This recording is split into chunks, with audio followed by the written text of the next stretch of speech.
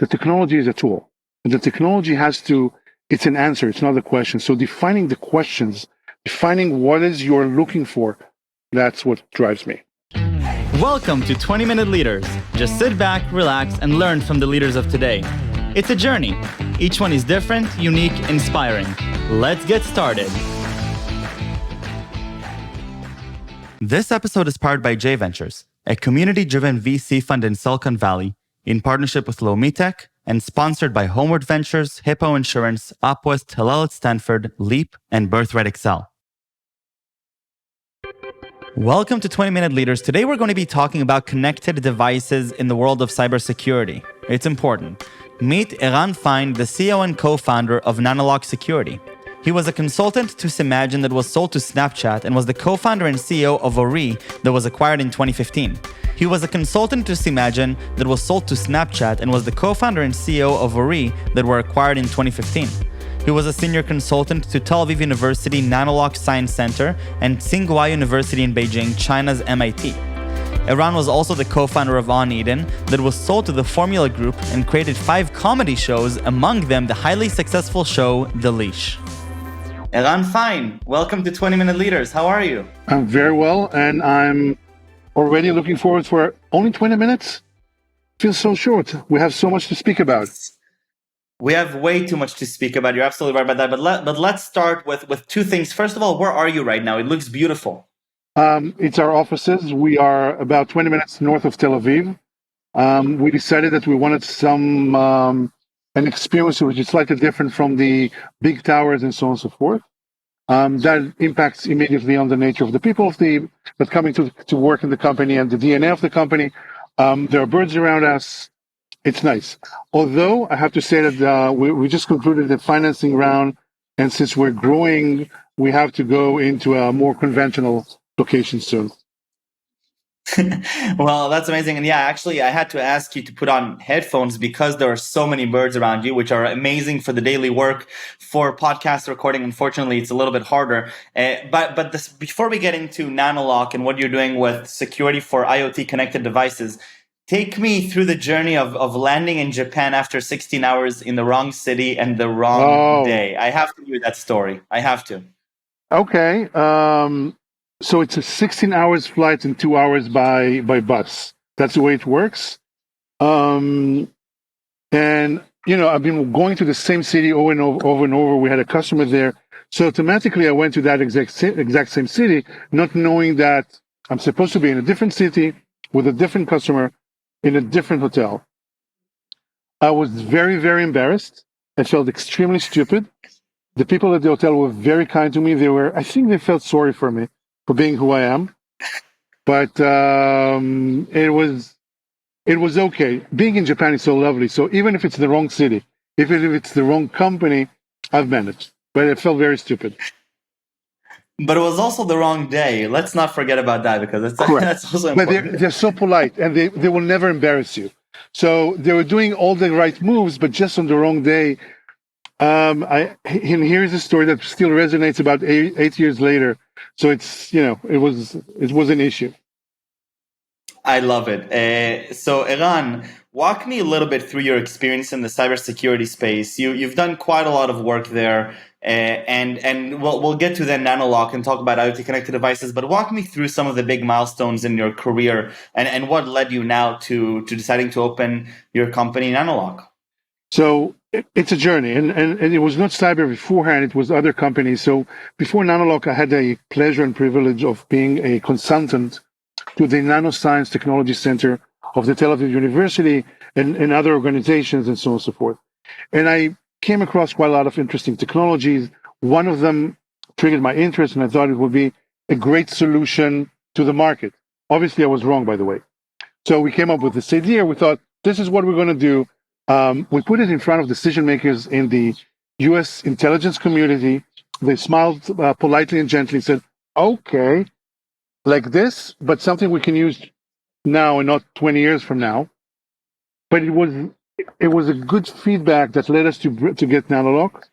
Prior to NanoLock, I had the pleasure of starting my own 2 companies and selling one of them. And so the journey didn't start with cyber, But at a certain point in time, we realized that we are probably solving a big problem in a market that is materializing as we speak. So that was the point where we said, here is a great technology, and the right market is the cyber world, that in a second you'll have billions of devices, the lacking of resources, computational power, energy, and so on and so forth, and nobody can serve them. So that was the point that we took it into the cyber world. Right. So we're going to be talking about, obviously, connected devices, IoT. The world emerging around us, whether we are aware of it or like it or not, is becoming ultra connected. I remember during one of my army courses, they brought us somebody from, I think, the Technion or Ben Gurion, to talk about how you can now do cyber on ceiling fans, which was completely mind-blowing and mind-boggling. Before we dive into NanoLock specifically and what you do, paint me a picture of where we are in the world in terms of connected devices, where we were and where we're headed. Sure. We're becoming more and more connected, whether it's the internet, proprietary networks, or people coming with USB. That's also connectivity. To have more and more ways for devices to communicate with people or communicate among themselves. So you can start with 5G and so on and so forth. And we have more and more connected devices because you have machines that need devices to support them and provide them with data, sensing, and so on and so forth. So the world is becoming more and more connected. If you have data in, you can have data out. If you have data in, it could be corrupted data. If you have data out, that could be corrupted data. So everything from AI and machine learning systems to the water industry, to the electricity industry, to wherever, connectivity is the basics and the fundamental part of, or our fundamental part of their existence and the way they operate. More devices, more connectivity. That's one path. The second one, lack of trust.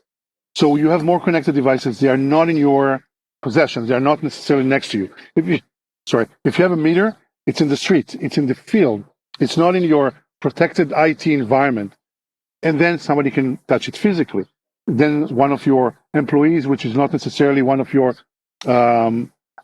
service providers, can harm it. So it's numbers, connectivity, and vast distribution beyond the horizon, beyond the hill, beyond your protected IT environment. These are the trends. Right. And with that trend, talk to me a little bit about the growing cybersecurity trend that is sort of parallel and accompanying this trend. So, it's always about English acronyms. So it's the movement from IT to OT, from information technology into operational technology. So you have phenomenal companies protecting the intellect, the information technology, the assets, the servers, the data. But when you have billions of devices in the field, if those devices doesn't function, you have an OT issue. Your operational aspects are shying or are changing. If you're a business relying on its operations, like an energy company, like an electricity company, like an industrial company, if your OT is harmed, you're doomed. So the trend in cyber, as we see that from our narrow world view, is number one, there's more and more risk at the OT side. OT is a interesting combination of legacy systems and new design systems. So you have it's a chaos. It's a Babel tower of devices that you don't have anything in common. If in IT you have any commonality, you say it's a Windows running on this machine, fine. OT is just one big chaos.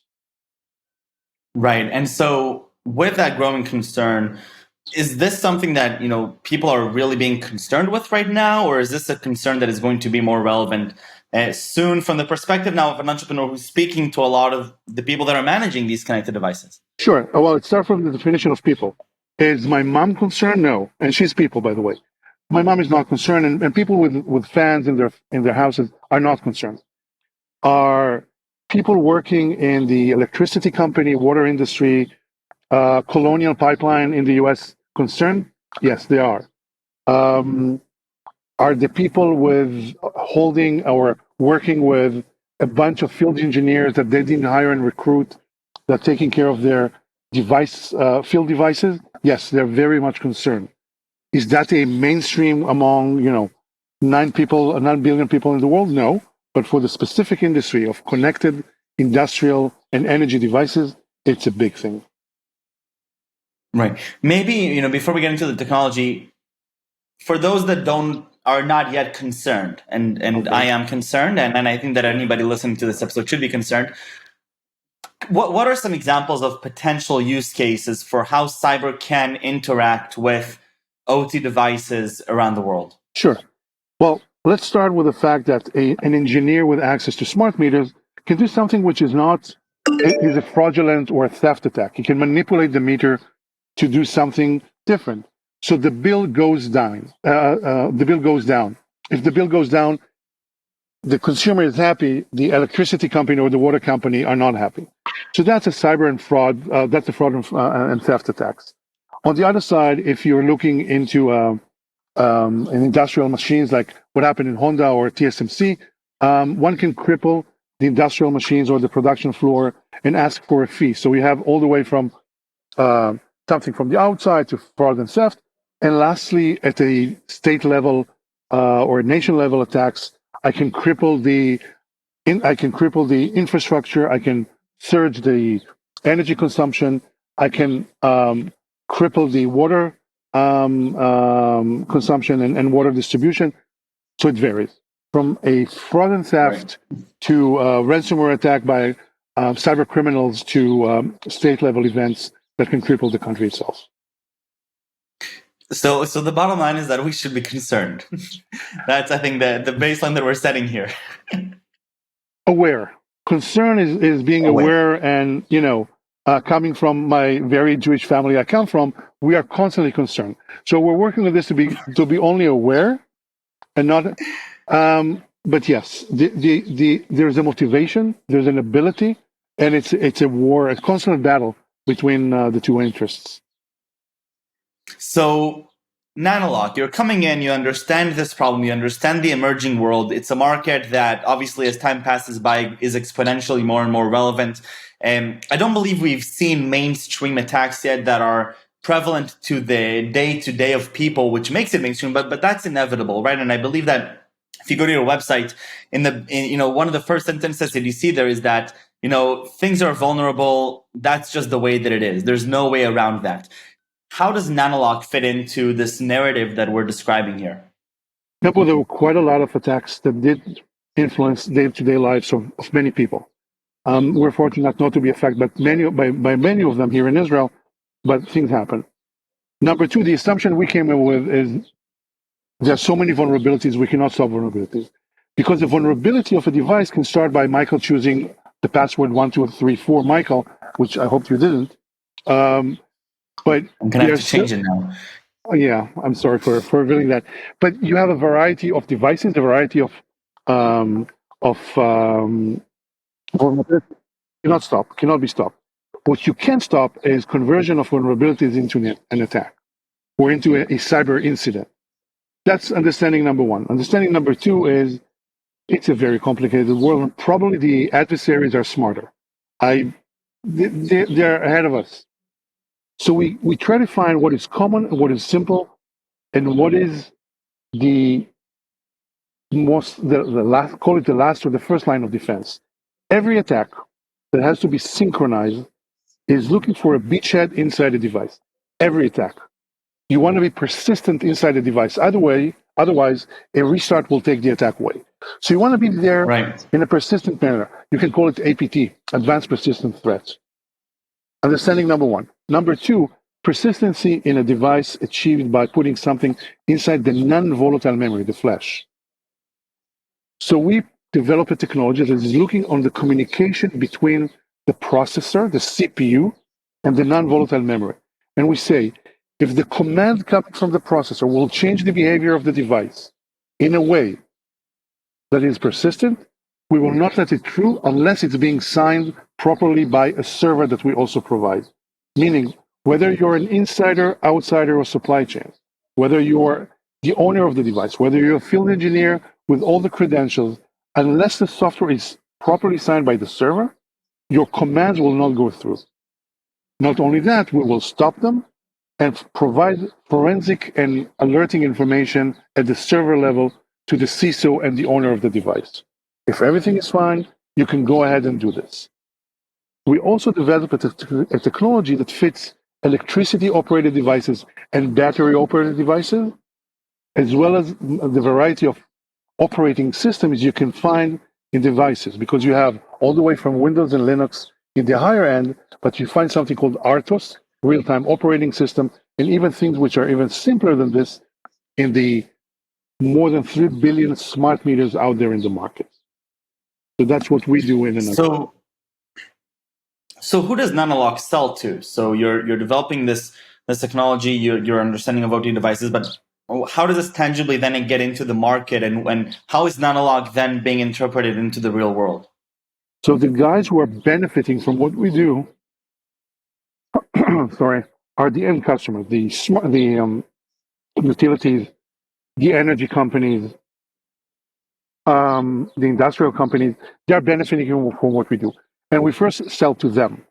You were talking about the stakeholders being the infrastructure companies, the vendors that are then distributing those devices and are implementing them internally, and we left off over there. Sure. So the end customers are the end users, the electricity company, the energy company, the water utilities, industrial companies, and so on and so forth. And then, since we need to be deployed inside the devices, they either spec us in, saying to their vendors, please use NanoLock because they serve a big problem. They solve a big problem for us. Or in some rare cases, we work with the end manufacturer and he brings us to the end customer. But most of the time, we're working with the end customer saying, that's what I want. Dear vendor, please find a solution to work with NanoLock. That makes a lot of sense, and obviously, the market is just beginning, and we're just beginning to understand how this new supply chain is working, and cyber insurance companies are just starting to take a strong to get a footprint into the market, and obviously they have a big stake in what's happening here. The end consumers, which is me, I'm at the end being impacted by the electricity company having issues. So at the end, this is impacting a lot of people, and one of the things that I'm excited about is understanding. What is the world going to look like, and how is this new economy and this new supply chain going to play out in the next few years? So you, in the day-to-day now, dealing with cyber, previously with nanoscience and different companies, what are you really passionate about? What really gets you going? Is it the getting things done? Is it the technology? What is it? Riddle solving. So once you have so I like blank pages and I like riddles. The more complicated the riddle is, it's more interesting. The more parameters which doesn't fit, it's more interesting. So I like that. And I like the fact that it's a blank page and then you write one word and then you listen to the feedback. So the creation is what makes me tick. That's what makes me excited.